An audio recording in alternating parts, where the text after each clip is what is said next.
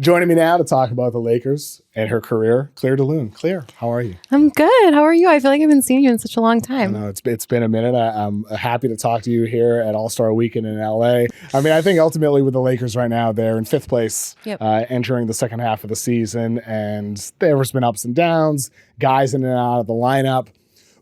What's your general sense of the team right now? You're always in the locker room. Do you think this team has a level of self-belief that they are finals contenders, or is this a team that's just kind of there in the West and they're not actually have that type of upside? I mean, I feel like it's worth acknowledging that the quote unquote big three of Austin Reeves, Luka, and LeBron have barely played together this season. I think it's like under 10 games they've played together so far. So that's worth noting. I don't think it's like the be all end all, but it's like kind of hard to evaluate where they are when they are such a top heavy team, and that, top heavy part of the roster hasn't been healthy. So that's obviously they're not going to look great when they're missing, one or two of their three best players and the rest of the roster is like really in need of improvement. I think the vibes are interesting. It feels like a transitional season. It obviously is a transitional season. I mean, the heir apparent to LeBron's like keys to the franchise works there already, and that's always going to be like an awkward kind of transitional thing. I think they have a good relationship, and I think there's a lot of mutual respect there. Obviously, Luka grew up loving LeBron, and that was his favorite player. LeBron, dating back years, has been very public about his admiration for Luka's game, but it's still awkward because the Lakers have made very clear, very public, like Luka is the future of our franchise. And I think both sides kind of know that they're heading for a split this summer. That's kind of where the tea leaves are going right now. So it is like a weird transitional year. But I think this locker room, like the guys really like each other.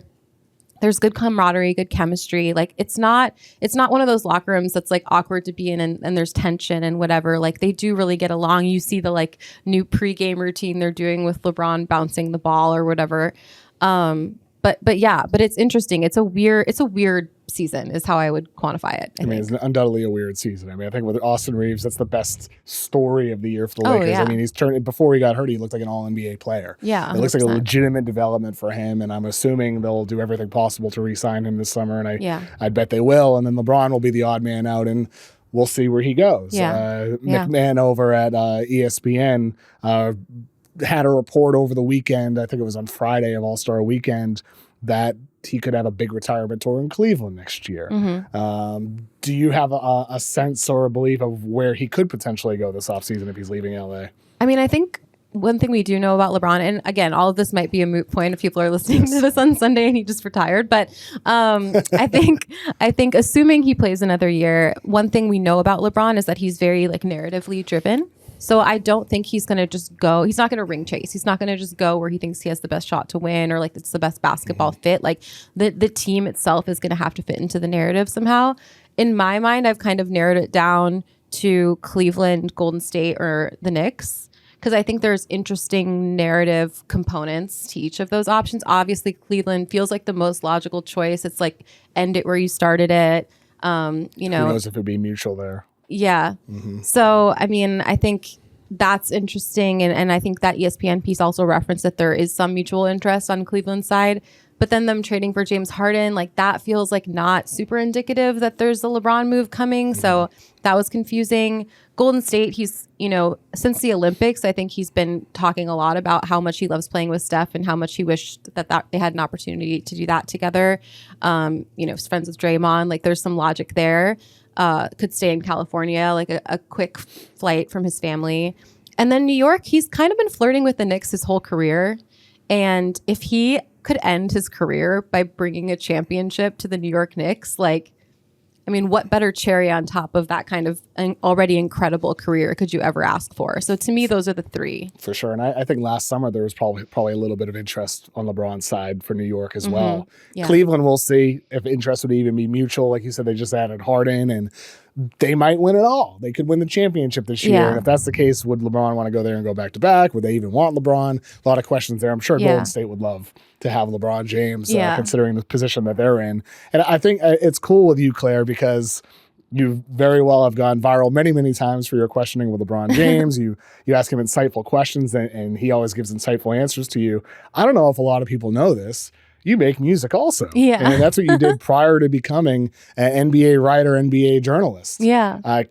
How do you balance it all, making music and covering the NBA? I mean, I don't balance it that well, I would say, because when I'm like I was in an album cycle a couple years ago, and I really wasn't doing a ton of like reporting and like NBA stuff when I was promoting my record. And then right now, like I'm so busy with, my job at The Guardian, and then I also have a couple things in development that'll be coming out sometime this spring that I just don't really have time to make music.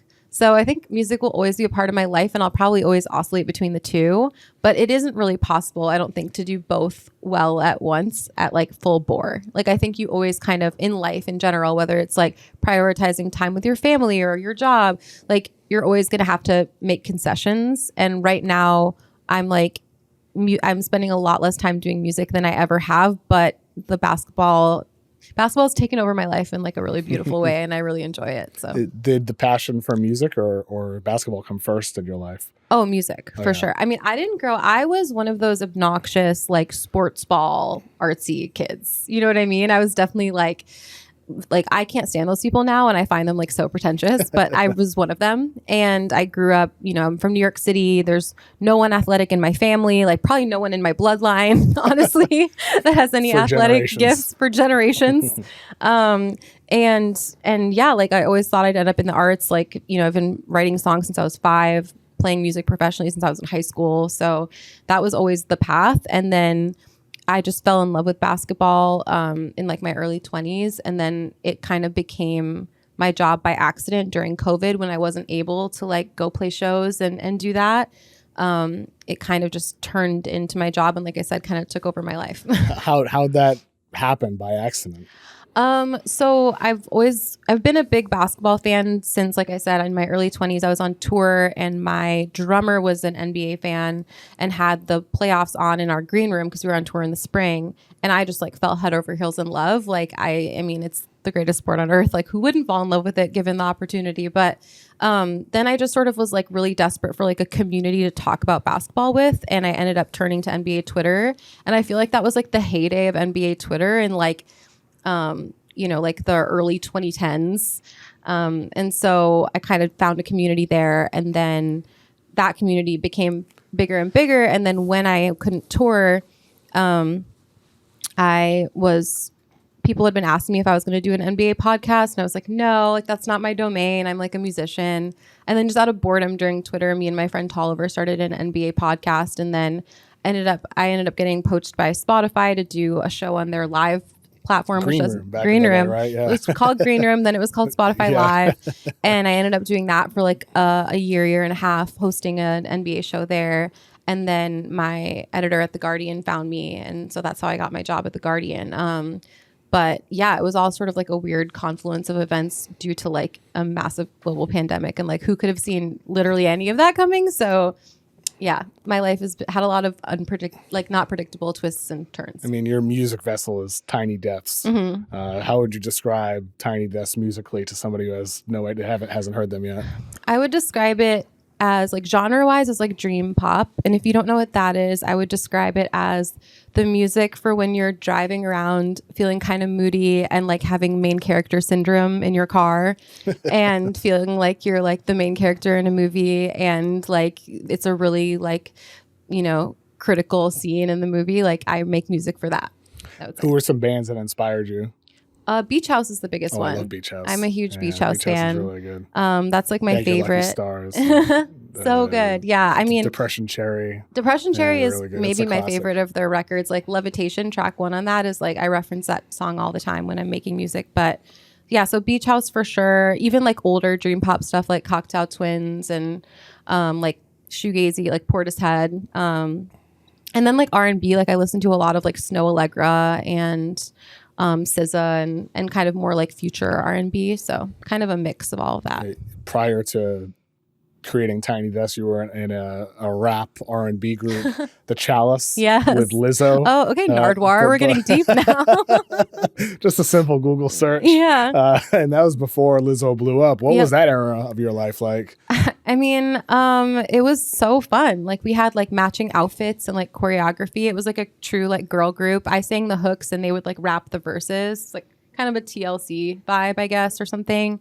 And we had like a hell of a ride for 2 years. We had like a hell of a ride, like ended up getting like national management and like going on tour and stuff very quickly. So that was kind of like a crash course and like really what it's like to be a professional. Like I was a professional musician, but I was living in Minneapolis and my rent was like $500. So you didn't have to be all that professional to be a professional musician living there.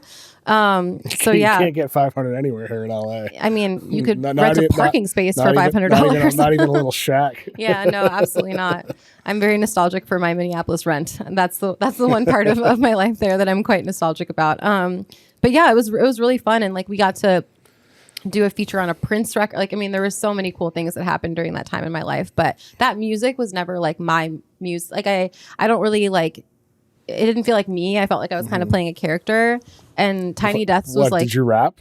No, God, no. No, you will not find that on me. Okay, that does not so exist. You didn't rap. What was your role in the band? Were you writing the music? Or I sang and wrote the like hooks and the bridge often. Yeah. And I was kind of managing us until we got a manager as well. Kind of band mom, I would say, was my role. I see. You mentioned Prince. So the Chalice caught Prince's attention. Yeah. What was that experience like? Oh my God. That was like the craziest night of my life.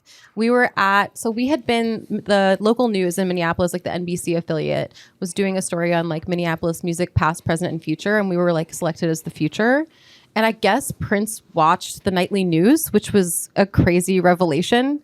But so his people... He just watches this. Prince watches the 6 o'clock like news at Paisley to Park, see the weather. Right? Yeah, just crazy. So... it's going to snow tomorrow. Yeah, his manager reached out to the program director at The Current, which is like a radio station in Minneapolis that had been playing us a lot, and asked for our contact info. So we're at like a jazz club having cocktails, celebrating the fact that we were all on the nightly news for the first time, which was a big deal at the time. And we get a DM in all caps from the program director at The Current, like, Prince just asked about you, contact me immediately. And I was like, what? Like, what the hell? And so, yeah, they like summoned us to Paisley Park, and it was funny because they asked us morning or afternoon, and we said afternoon, and they told us to be there at 7 p.m. And I was like, that's not afternoon. And I later found out that Prince like only dealt in sevens. So like anything, like we got paid in sevens. What? Yeah. It what was does like that mean? Crazy. Because 7 is his favorite number. So it's like, how does that manifest? He pays you in sevens. And like what other ways? Like he picked we picked an afternoon time. And so it was either 7 a.m. or 7 p.m. What? Yeah. Crazy. You chose the 7 p.m. time? Yeah. And I remember we pulled up to the gate because I was like very insistent. Like Lizzo and Lauren, our other bandmate, we were both like a little more like lax, like, you know, whatever. And I was like, again, band mom, like we need to be there at like 6:45, like to show respect, like whatever. So we pull up to the gates at 6:45, and I press the little buzzer, and I was just like, hey, it's Claire from the Chalice, like we're here. And he's like, yeah, you're scheduled at 7 p.m. This is his, like, you know, like, or whatever. like whoever, like the person who was in charge of the gate. And we are like, yeah, we're just, you know, thought we'd be here early. And they're like, the gate will open at 7 p.m. Wow. Oh my God. I remember we went to like a Starbucks nearby to just like kill 10 minutes because Paisley Park is in the suburbs of Minneapolis. It's like in the middle of nowhere. And we walk into this Starbucks with like feather boas and like all our regalia to like go to Paisley Park, and we're in just like a suburban Starbucks. Like it was quite a scene. Did you get some looks? Oh yeah. And nobody knew. I mean, maybe they had a feeling. They're like, we oh, those people must be going to Paisley exactly. Park. I'm sure they're used to it. You know what I mean? I'm sure there have been plenty of interesting, colorful characters at that specific Starbucks. What do you remember from meeting Prince that night? I didn't meet him. He was on speakerphone elsewhere on this the property. Is very fascinating. Okay, so Prince is watching the nightly news. Yep. He invites you to Paisley Park. He wants to do stuff with you guys, make music. Yeah. And he's not in the room? No, he's and speakerphone? I remember the engineer telling us that he's really shy and that he would meet us next time. What? Yeah. But the scariest moment of my life, moment of my life was at the end of the day when we mixed down our track and everything and we were done.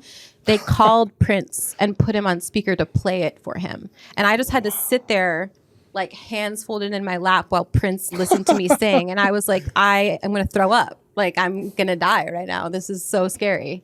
Were you girls expecting Prince to be in the room? we didn't know what to expect. Yeah. I mean, it was like, I was like 22. Yeah. Like I was just so overwhelmed and like terrified. And it was so cool. Everything was purple. Like everything was purple, like the pens, the staples, like. Wow. Yeah. It was like, it had very Willy Wonka. So did he have energy. his funky looking guitars everywhere too? Not only did he have his funky looking guitars, but they split the three of us up to each write our parts. Like they were like, here, we'll put you each in a different spot and you guys can all write your verses or whatever. And the room they put me in was his rehearsal room with his band. And the famous guitar with the swirl was just sitting on a freaking guitar stand. Did you pick it up? Did you touch it? Absolutely not. Are you kidding me? They would have put me in the gulag. I mean, you might need to play the guitar to get a vibe and feel it. No, For some people, the melody comes before the lyrics. I like looked over and I was like, that's the guitar. Yeah. Like, would you what? touch it if you had the opportunity today? Would you do it now that you're you're older, more seasoned? You know what I do? And kind of wish I'd done, but I felt like it was like a morality test. They left us alone in a room for a minute. Like the engineer went off for a bit and he was like, I'll be right back. They left us in the control room of the studio. And there was a bowl of guitar picks and they were like pearlescent white with a purple Prince insignia on them. And that's the one thing that I'm like, I kind of wish I'd taken a guitar pick. But I was like, I know that if this is Willy Wonka, this is the test. Like I'm going to turn into the blueberry girl if I take the guitar pick. You're just going to drop to the floor or something like that. Yeah, I was just like, the lava starts coming up. No, yeah. I mean, so I was very well behaved and terrified. Honestly, like, it's kind of crazy. Like, he wasn't there. He separated everybody. Feels like a horror movie in some ways. I mean, it's kind of crazy. It was like the coolest night of my life. But I will say, I think what's even crazier than that, Kevin, is that I had that experience in my 20s. And now I'm like in the locker room with LeBron James. Like I've lived like 2 insane lives already. And so I'm just like, what's my next life gonna like? What am I gonna do next? I mean, what would be on par with Prince and there's some of the GOATs? Being on a safari, like a safari instructor, and like what crazy unexpected thing? I don't know. I've been very lucky. Yeah, go work at like the San Diego Safari Zoo, something like that. Yeah, safari tour. I don't know if you want to be. I don't know San Diego. I'm gonna dream bigger than that. Yeah, I'm gonna like go to Africa. In Africa. Yeah, exactly. Do you still keep in touch with Lizzo? Not really. No. Yeah, like I mean, the truth is we didn't know each other very long when we became a band, because what happened is we made a song together, the 3 of us, posted it on SoundCloud. The Current found it and asked for a WAV file to play it on the radio, which does not happen. Like that's not how that happens.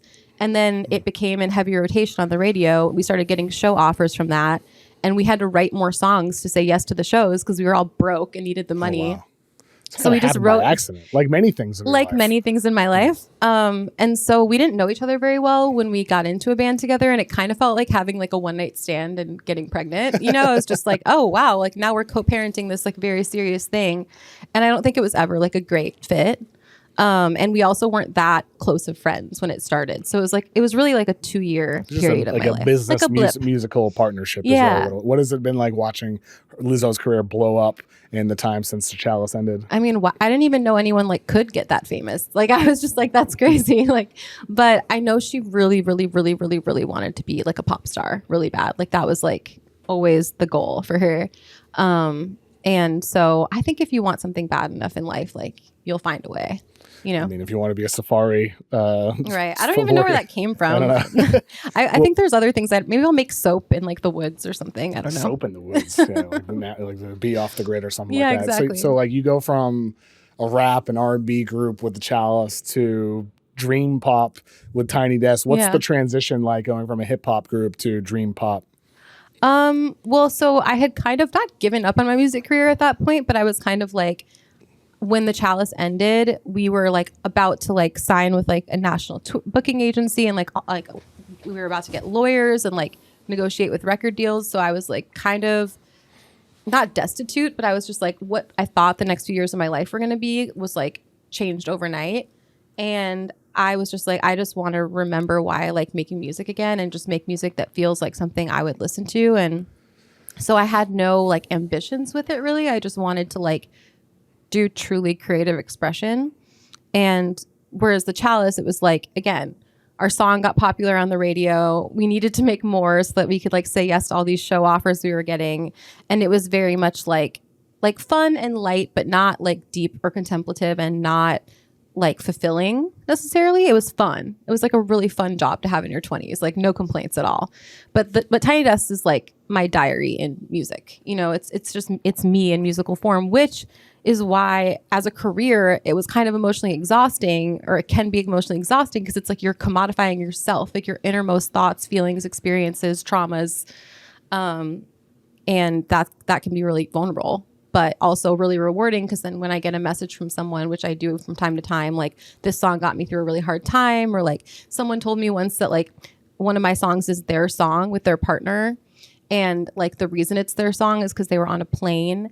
And when the plane was taking off, it was like the first vacation they took together. They were sharing headphones and they listened to my song as they were taking off. And he said that's the moment he realized that he was in love with her. Wow. And how romantic. I know. And so so now it's their song. So like stuff like that. There's not really another job in the world that can get you things that feel that fulfilling, you know, but the trade-off is it's like very vulnerable and emotionally exhausting job. I mean, I think like the creativity aspect is something like that I've always in my life loved about being able to do. Yeah, I know you're a guitar player. Yeah, I play guitar. I started guitar when I was 16 and like being able to write music and write riffs and learn songs that I always loved. And then like now being able to channel that creative energy into having an idea, like wanting to create a draft guide and making it real and having ideas for the podcast and getting to try things. There's a creative aspect that 100%. that I think overlaps with music and with working in the NBA world. And so with you, like, do you feel like those processes are similar, or are there a lot of differences that you find? They're not similar, but I do find my songwriter self comes up in my writing a lot. Like I'll put like at least one thing in every article that's just like a writerly thing for me and my own happiness. Like just like a little like metaphor or like just like a bar, you know what I mean, in every article that's like just to like scratch that itch of like something songwriting. You can sing, like that type of thing? Or just like something that uses that part of my brain. Like something that's just like strictly creative and like doesn't really need to be there, but it's just like a fun like play on words or something for myself. I think the biggest way that I find it similar is like I'm telling stories, like whether it's a song or an article or a podcast, like that's my job is I tell stories. And I also feel like connecting with the human experience and like synthesizing that and like, you know, getting in touch with my own humanity and thus like finding similarities of that in other people. That is my job as a songwriter and an artist. And it's also my job as, you know, an interviewer and a journalist. And I think what's made me pretty good at my job in basketball is that I am creative and I am empathetic, and those skills transfer, I think, really well to, like if you have a moment with LeBron in the locker room to ask him anything, like thinking a little outside the box and asking something that like looks at the totality of him as a person and his life experience, like that comes from me, I think, coming from the art and music world. The way I look at it, I think the similarity is like sometimes it's just like putting together a puzzle. It's like if you have an article and you're editing an article and like I should move this part up, I should move this part down, or I should maybe like I should add a pre-chorus here instead. Like, you know, like I think there's like, oh, this deserves a guitar solo. Actually, no, just a little interlude. Something like that. It's just like putting together puzzle pieces. Like the craftsmanship of it, Except there's not a puzzle, because it's like the puzzle pieces, there's only one way to put it together. With writing an article or writing a song, there's millions of ways you can put it together. You can work forever at it. Sometimes it can never feel finished until you hit a deadline and you have to finish it up. Definitely. And that's the way I ultimately feel about it. I mean, I think for you, like you mentioned, you were on the tour bus or with your group in the early 2010s, right? Yeah. And your drummer was watching tour van. We were big enough for a tour bus. Tour van, yeah. It's tour van. Your tour Toyota Camry. Yeah, exactly. That's closer to reality for sure.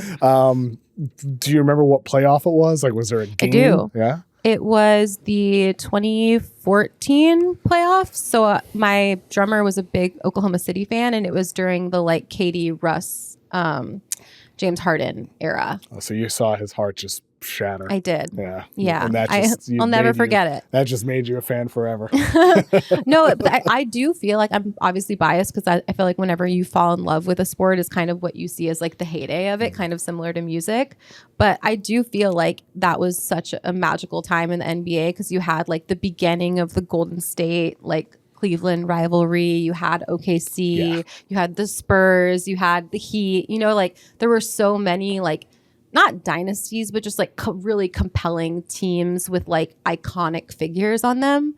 We're probably living in a time like that right now, but it's just hard because it's like, again, like the nostalgia factor, like that's when I really fell in love with the sport. I mean, what's that Andy Bernard line in The Office? It's hard to know when you're living in the best of times, right? I'm paraphrasing. Totally. But I think it's sort of like that. I mean, look, I think every generation feels like they have their own time in their life like that. Like for me, growing up watching basketball in the early 2000s, that's really, it was the late 90s, but I don't remember much of the late 90s, like going to Celtics games with my dad at that time. But the early 2000s, like watching T-Mac and waking up, watching Sports Center, seeing what happened in the West Coast games and all that. There's like a part of that era that feels so special. Seeing like the rise of LeBron and seeing him lose in the finals, and then the Celtics Cavs rivalry with LeBron and Paul Pierce facing off, and hating LeBron and when he was with the Heat. Like I hated LeBron so much at that time, and then growing to appreciate LeBron and really admire him and like him over recent years, ever since really he started winning.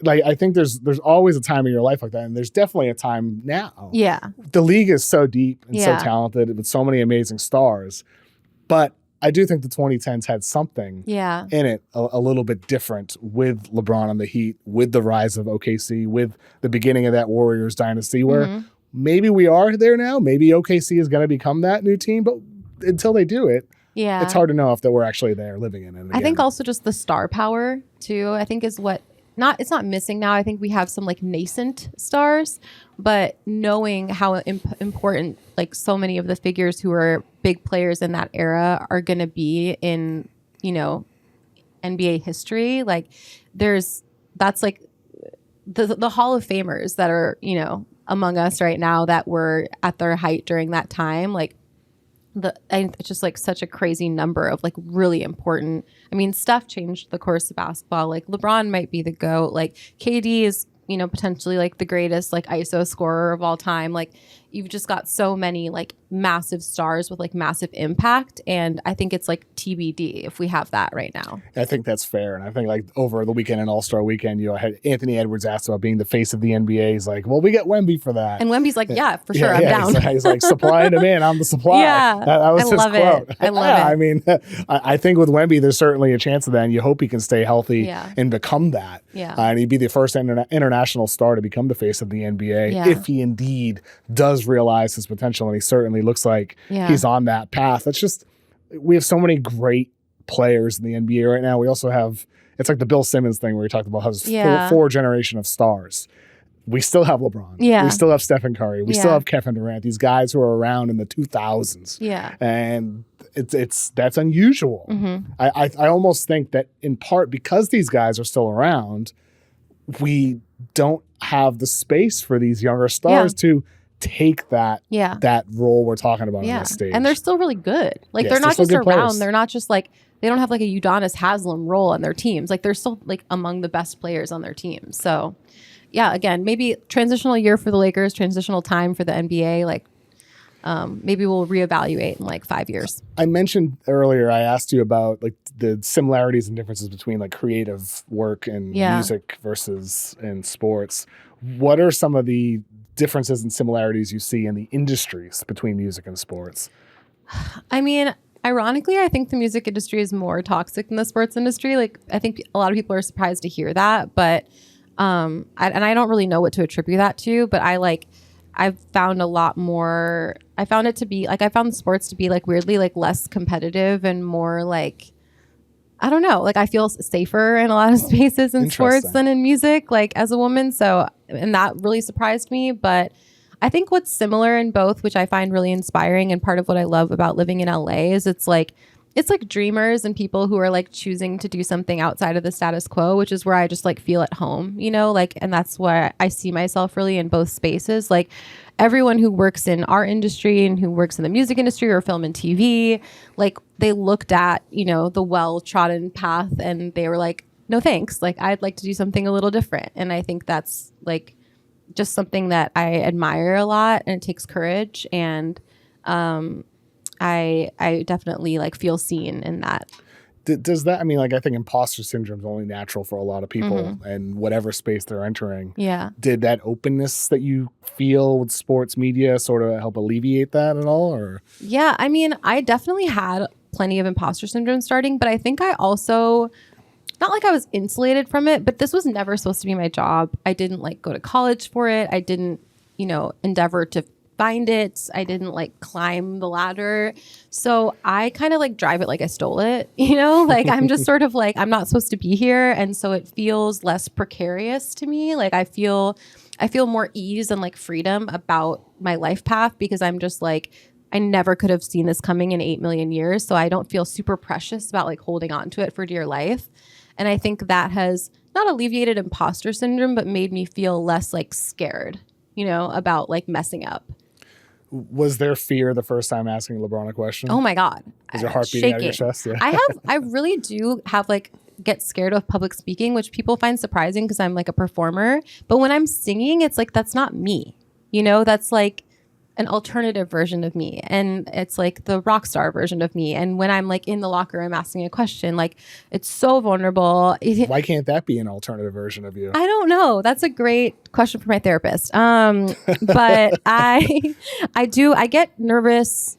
I still get nervous asking a question, especially in the locker room, because like in a press conference, I don't really get nervous anymore because they call on you. So when it's going to be your turn. And it's all very organized. Yeah. In a locker room, you have to be so assertive because you're just shouting. I don't know if people know this. There's like a little bit of an order of operations because like generally the TV broadcast goes first. Then they have like the, highest level beat writers. And then it kind of opens up more to like the rest of media. Yeah, there's like a natural flow. There's a natural like hierarchy. You sort of realize it after you're in a locker room a few times in different markets. It's very loose and informal. And it really is just shouting out questions. And there's definitely been times when I've been like, and like started a question and gotten talked over, which is so awkward and like scary and cringy. So I still get nervous to be assertive, but I don't get nervous about like asking the questions because I do feel like, especially with LeBron, like we've developed a rapport and I know he knows I'm coming from a good place and that I'm not like out to get him. So it feels like I'm not really met with a ton of like there's no like animosity on either side. It's just like, I'm here to like get to know you better and like share that with the world. And you're here to like be as vulnerable as you feel like being today. You said earlier the word might be the GOAT for LeBron James. Well, he's my GOAT. Well, I mean, I was going to say, is your Clutch Mafia card revoked? No. If you're saying might? I just don't think there is a definitive GOAT. I think it's so subjective, and there's not like an agreed upon rubric. It's not like you can win a basketball game. It's like, okay, the team with this many points. It's like it's just up to interpretation. It's up to nostalgia. It's up to all these different factors. And in my opinion, he's the greatest of all time, but I don't take any umbrage with people who have like a Michael Jordan or even like Kareem or, there's some players that I'm just like, come on, like, what are we doing? But I would say within like 3 or 4 options, like, I think it's totally understandable. Is there like secret meetings with Nick Wright and Rich Paul and you? There's no like secret eyes meetings. Wide shut style. No, definitely not. But I love that Nick Wright has a much louder, more famous, more like broadcasted voice in media than I do. But I agree with him on like almost everything. So I just find that really nice to just have someone basically saying all of my opinions, but like louder on a bigger platform. What I love about Nick Wright? Like, I think people a lot of the times think like, oh, he's hot take artist, all that. Nick is one of the most well-researched. He's so smart. Like he's has so like 4 TVs on. He's watching games every single night. Yeah. I've watched a game over his house before. Like the dude like works his butt off. No, he's so intelligent and like really has like a high care factor. And that's my thing with anyone in this industry is like, as long as you love the game and really care and are like doing your homework, like I don't care if we don't agree. Like just come from a place of like intelligence and like actual like care factor and empathy, and we can disagree on whatever, and I'm totally fine with it. Did you grow up in Minnesota? I moved there in middle school, and I lived there from middle to high school, and then I lived there for a few years as an adult before I moved to LA. But I grew up in I was born in New York City, and I lived there until middle school. Like when you started picking up NBA, were the Wolves your first fan team you started rooting for, or no? Well, so I started paying attention to the NBA, like really like getting into it, like right before they got Jimmy Butler on the Wolves, and I was living in Minneapolis, and that was like a very exciting time. As you know, it's over the sands of time, people have forgotten how excited Wolves fans were to get Jimmy because it ended in such a bad way. I'm still Team Jimmy on that, by the way, which is part of the reason that I kind of have a contentious relationship with Timberwolves fans. But yeah, so yeah, Wolves fans seem to have a lot of animosity towards you. You still have MPLS in your and they're like Twitter. They're like, take that out of your name, and it's like I didn't even make my social media handles like someone else did when I was living in you can change Minneapolis. It if you want to. I can't. Claire de Lune is taken.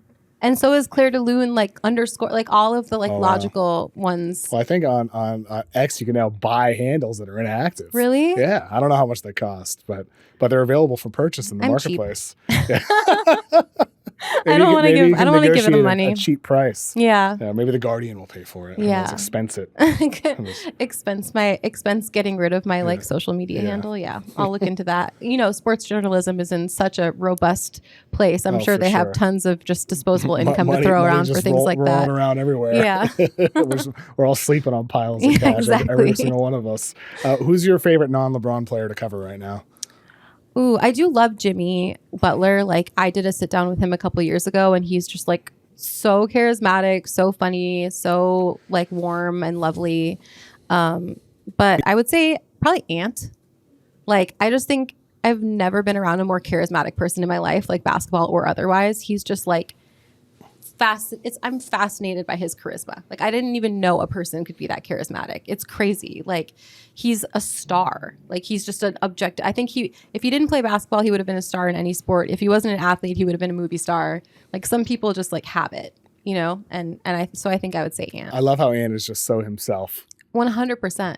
Yeah. And I think that's why like his basketball shoe campaign is so successful is they just sort of let him be him and let him like his personality and his unabashed selfness kind of take the lead on that and kept everything else really simple. And I think that's why that's been so successful. Now you tend to like asking deeper, thoughtful questions. At least those are the ones that go viral.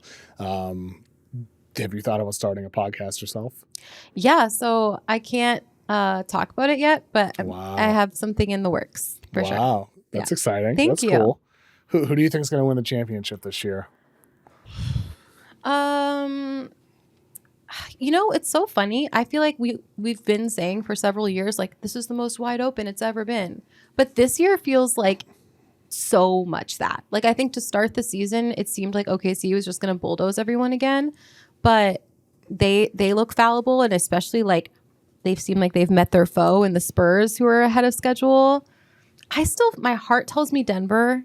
I just feel like, I know they've been really unlucky with injuries, but it feels like the injuries happened at kind of a convenient time to where like everyone's going to be rested and like in good shape heading into the playoffs. Like Jokic is almost like a sleeping giant. Like he's still the best player in the world, in my opinion. And I think they got better. So if I had like gun to my head, I would say the Nuggets, but I honestly have no idea. Yeah, I think it's open. I think the fact OKC's still the 1 seed despite their injuries. Yeah. Like they've had so many different guys in and out of the lineup, and they're still the 1 seed. That's impressive. Whereas like Minnesota has been one of the healthiest teams in the league, and they've slipped down to the 6-7 range. Yeah. Denver, the fact they're still a top 3 seed despite all their injuries missing all that time is all the more impressive as well. Similar to what I said about OKC. I think the fact Denver went to a Game 7 a year ago. Exactly. With a way worse team. And Aaron Gordon on one leg. Exactly. If Gordon can get healthy, if Jokic can stay healthy, if they can fix their defense, which hasn't been as great in the last couple of weeks entering the All-Star break, they might be the favorite in the West, possibly. Yeah. But they might be. I'd still stick with the team that won it all with OKC. Mm-hmm. I think they could have gotten better too if they end up staying healthy. And then in the East, Cleveland getting James Harden makes them better. Boston at some point is going to get Jason Tatum back. Yeah. The Knicks are still really good. It's open in the East as well. Detroit is the 1 seed. Yeah. And I didn't even mention them. Right.